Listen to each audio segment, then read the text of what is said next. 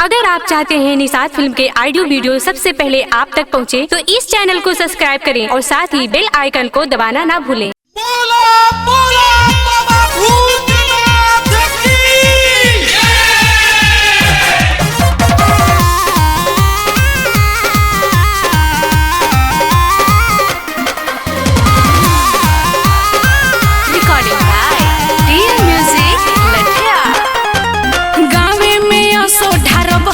जल हो देवघर से नीमन मिली यही जे फल हो। हाँ हो गाँव में असो ढारब हम जल हो देवघर से नीमन मिली यही जे फल हो। नहीं समझेंगे तो हर विचार के ए भौजी बोला ना ए भौजी घूंघटा पनु घर के जलवा घरी हम पहिला सोमर के घूंघटा पनु घर के जलवा घरी हम पहिला सोमर के। अच्छा ठीक बा।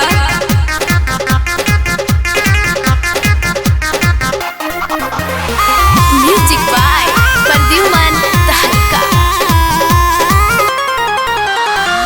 कान्हवा पकावर लेके बोलबा मुजाइबू अगला साल गोदिया में लइका खेलाइबू।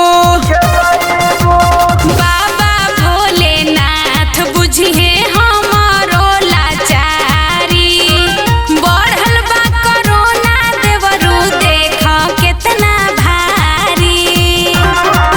कैसे जइबो डगरिया में झाड़ के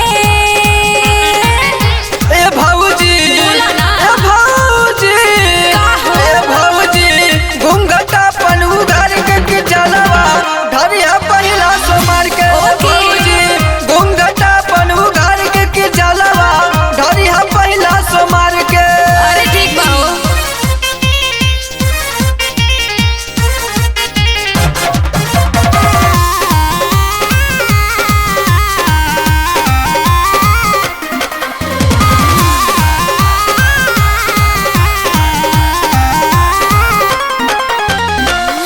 बरस सवनवा के रिमझिम बदरिया शंभु दयानंद जल बन के कंवरिया। नाही जदि मनवा देवरू चल देव घर हो जलवा चढ़ाइब भोले बाबा के ऊपर हो।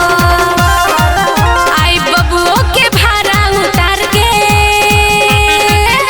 ए भौजी ए भौजी ओहो। ए भौजी घूंघटा पनु घर के जलवा घरिया पहिला सोमर के। ए भौजी घूंघटा पनु घर के जलवा घरिया पहिला सोमर के। अरे ठीक बा हे देवर जी।